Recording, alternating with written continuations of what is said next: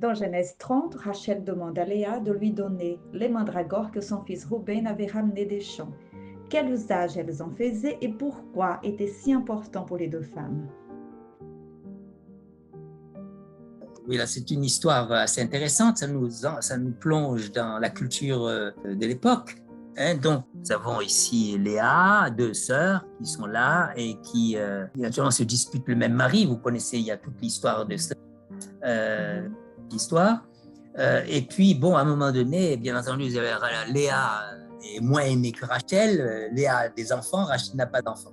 Alors, Rachel est jalouse, etc. Donc, bon, elle voudrait avoir des enfants. Et d'ailleurs, l'histoire commence d'ailleurs par une discussion entre Rachel et Jacob. Et finalement, Rachel se plaint. Voilà, je n'ai pas d'enfant, comment se fait-il? Et Jacob lui dit, mais enfin, qui suis-je? Moi, je ne suis pas à la place de Dieu. Ça commence par là, comme si finalement on essayait de mettre le blâme sur quelqu'un.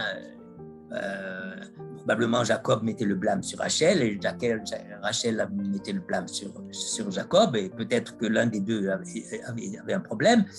Mais bon, pour finir, ce qui est sous-jacent là, c'est cette idée, bon, on met le blâme sur Dieu. D'ailleurs, on a commencé par là, dans le livre de la Genèse, le chapitre 3, vous vous souvenez, puisqu'on parlait du chapitre 3 tout à l'heure, eh bien, on a vu dans toute cette discussion, on n'a pas discuté aujourd'hui, mais si vous lisez le texte, vous verrez que lorsque Adam et Ève commettent la faute, eh bien, ils se font le reproche mutuel.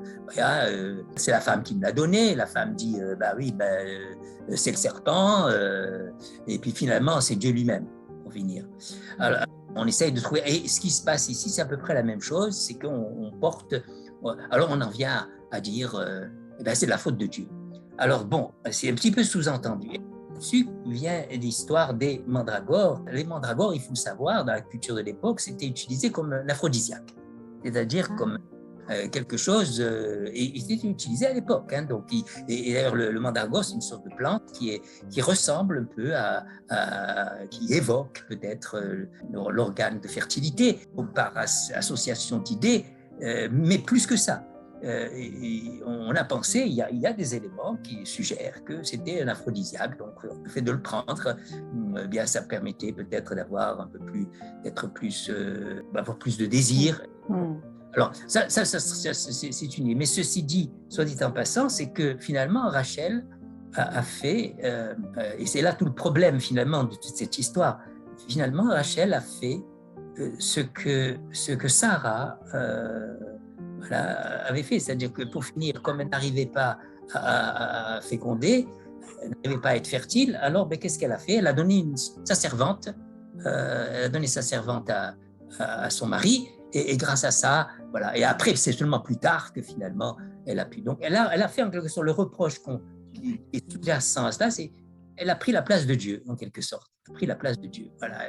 Mandragore a pris la place de Dieu, et là aussi, avec la servante, elle a pris la place de Dieu. L'histoire va nous montrer un peu plus tard que finalement, c'est seulement par la foi, par la confiance, que les choses vont se résoudre.